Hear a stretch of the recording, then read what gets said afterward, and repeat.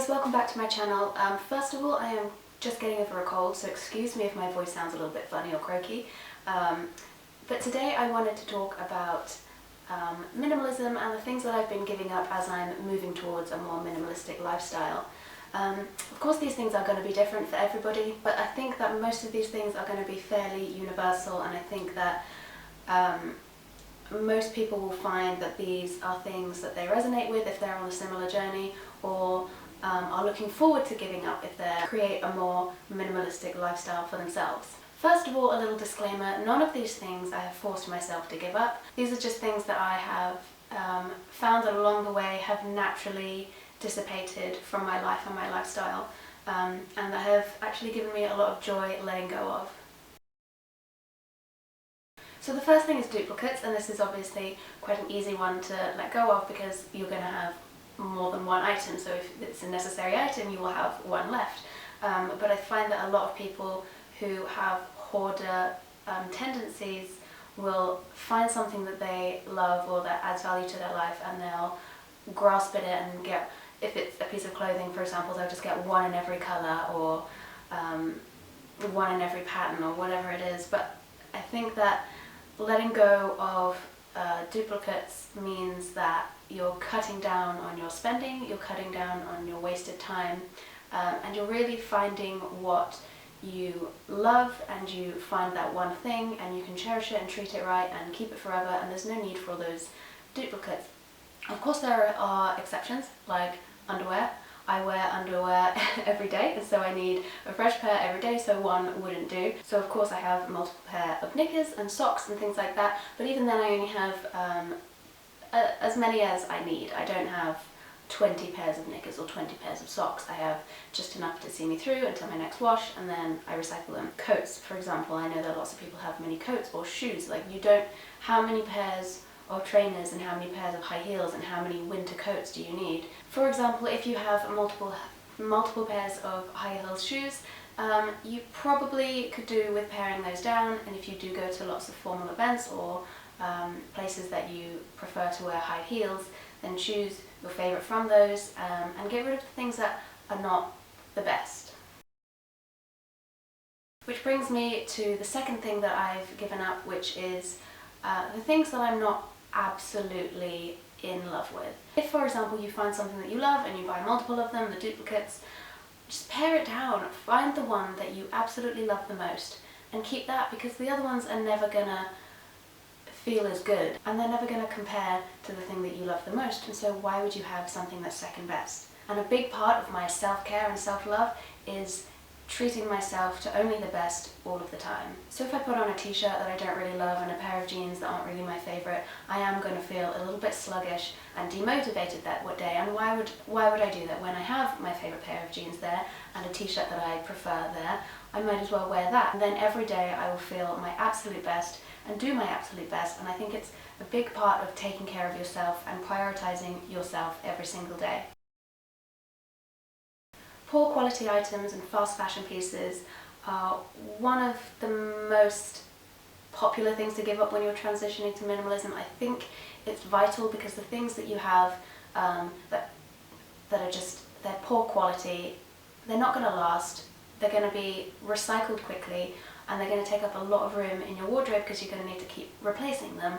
And even though these items are generally less expensive, it'll be more expensive in the long run because you're going to need to repurchase constantly. Whereas if you buy the probably more expensive item to begin with that's better quality, it's going to last you a lot longer, and in the long run you're going to be spending a lot less money and time replacing these items. So for example, if you want to buy a t-shirt, I would always opt for a thick 100% cotton t-shirt over something synthetic and cheaper that is going to tear, go a bit see-through, go a bit murky when you wash it, the seam's going to tear a little bit. So I always look at the label to see what fabric the item of clothing is made from, and I always opt to shop in more ethical stores that have better made clothing.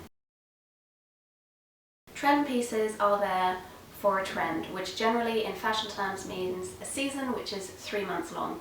And so you're buying this piece of clothing, if you're opting for trend pieces, to wear for 3 months, and then it's going to go out of style and you're not going to feel as good in it anymore, and you're going to think, oh god, I'm so out of trend, and you're going to be on this treadmill where you're constantly grabbing for the next trend piece to keep up to date with everybody else. So I just do not buy trend pieces. I only buy the things that I think are classic, will last a very long time, fabric wise, but also style wise. So that's why I wear a lot of monochrome, a lot of classically cut and fitting pieces, and things that I know are going to look good forever.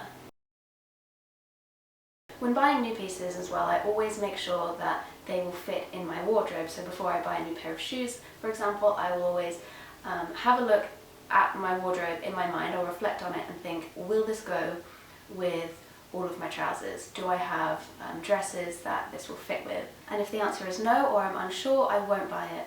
A side note on this one, this doesn't mean that you have to wear only black and white. This is an aesthetic only, and it does make it easier to mix and match pieces that you already have in your wardrobe, but if you love colour, go for colour.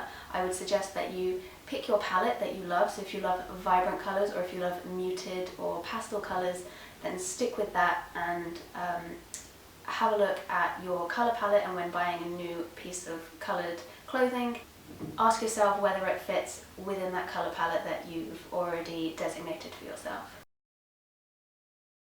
The last thing is knickknacks. So these are just like things around the house that are usually decorative.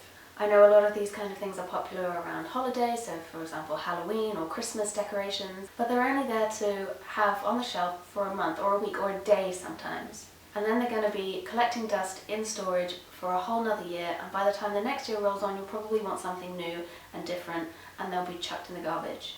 For me, something is only worth storing if it's going to be for a short amount of time and you're going to get absolute good use out of it when you take it out of storage. And decorative items that come out seasonally are not worth the time that they are spent in storage, taking up space, collecting dust. It's a no-no for me. Also, I find if you have too many knickknacks out, they kind of clutter and swarm each other, and they look like a big blob of nothingness. If you have one thing that you absolutely love out on a shelf, your eye will automatically be drawn towards it, and it will have the full limelight. If you have other things cluttered around it, you won't be able to see it so well, and your eye will be distracted, and it'll just look like a busy mess. So for me, when I have something out, it's because I absolutely love it and get a lot of value from it. For example, I have my favourite photograph that you would have seen if you saw my living room tour. I have one photograph out, it's my absolute favourite. I have that on a shelf and I see it every day and it makes me smile.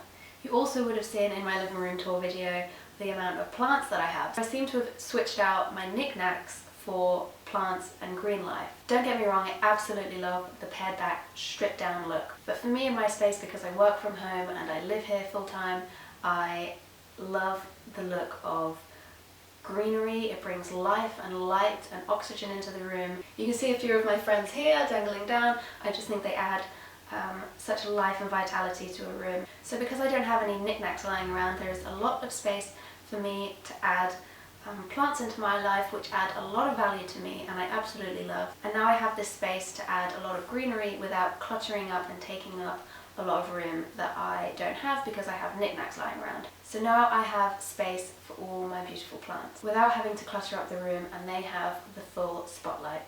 So those are 6 things that I have given up since going to a more minimalistic lifestyle. Of course, the list could go on for a lot longer.